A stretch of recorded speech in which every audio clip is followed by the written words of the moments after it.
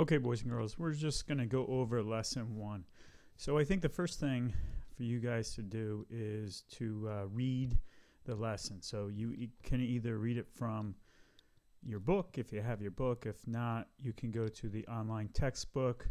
Do that through Schoology. I have directions on how to get to the textbook, and then there's also a feature in there where the textbook could be read to you if you wanted. Okay, so we're on page 34, and I just want to, basically what I'm going to do for you is I'm not going to read it. I'm just going to highlight some important items and maybe be able to link up to a couple kind of pretty cool little videos. All right, so the first part is, what is sound? And we went over this before, but sound is a disturbance that travels through a medium as a longitudinal wave. So the different mediums that we have is a solid, liquid, or gas. And you should know that sound, it travels best through a solid, like wood or metal. And the second best would be liquid. And actually the slowest is going to be a gas.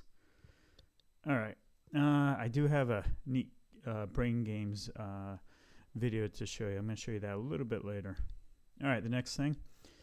Basically, sound begins with a vibration. So you can see the drummer is hitting the drum, and that's the vibration. Sound is then a disturbance, where then it affects the particles in the air. They start to vibrate and move, and they carry energy. So when they're close together, like right here, that is called compression. And when they're far apart, like in this area right here, that's rarefaction. Okay, so let's move on. I have a brain pop video to show you. We'll do that another day. Diffraction of sound waves, that means sounds can bend, or they could move around different areas. So if you're standing by a door and the door's open, but you're not in the doorway, when you speak, the people or students in the classroom can hear you. And the reason why they can hear you without seeing you is because sound waves can diffract and bend. Okay, so what factors affect the speed of sound? One is temperature. So temperature means that if it's cold out,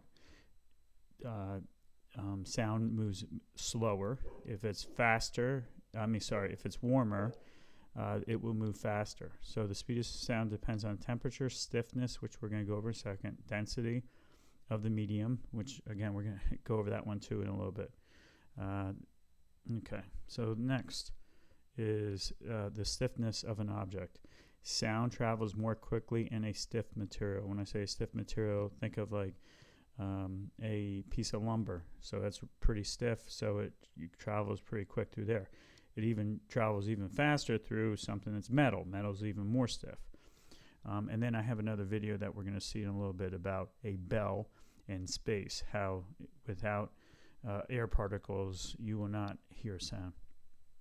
Density is how much matter or mass there is in a given amount of space or volume.